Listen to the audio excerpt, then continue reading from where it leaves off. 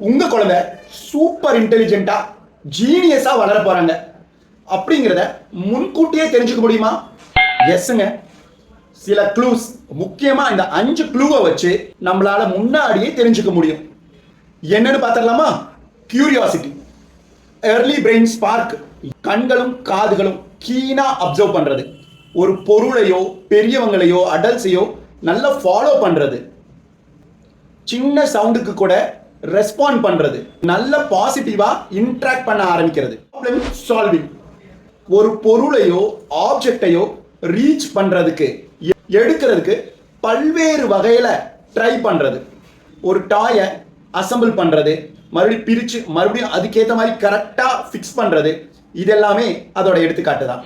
Strong memory, முகங்களை நல்லா அடையாளம் தெரிஞ்சுக்கிறது, ஏர்லியா சீக்கிரமாவே ஃபேஸை ரெகக்னைஸ் பண்றது, பிடிச்ச பாடல்கள், ரொட்டீனு இதெல்லாம் நல்லா தெரிஞ்சுக்கிறது, அதுக்கு ஏற்ற மாதிரி ரெஸ்பாண்ட் பண்றது, ஸ்மைல் பண்றது, இதெல்லாம் அவங்க குழந்தைக்கு மெமரி பவர் நல்லா இருக்கு, ஒரு ரொட்டீன் பழகிறதுக்கு அவங்க கம்ஃபர்டபுளா இருக்காங்க அப்படின்னு அர்த்தம். கம்யூனிகேஷன், அதுல அட்வான்ஸ்டா இருக்கிறது எப்படி தெரிஞ்சுக்கலாம்?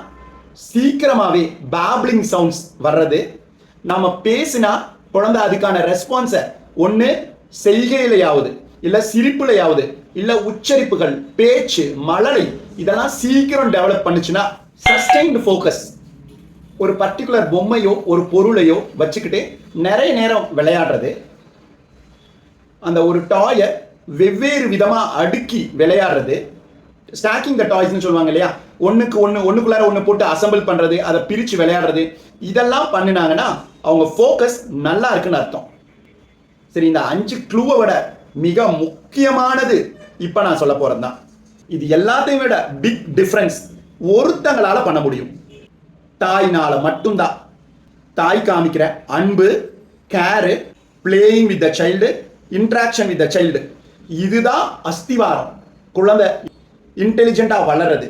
முக்கியமா காமா, கம்ஃபர்டபுளா, ஸ்மார்ட்டரா வளரணும்னா தாயுடைய அன்பு, கவனம் மிக முக்கியம். Raise curiosity, never compare.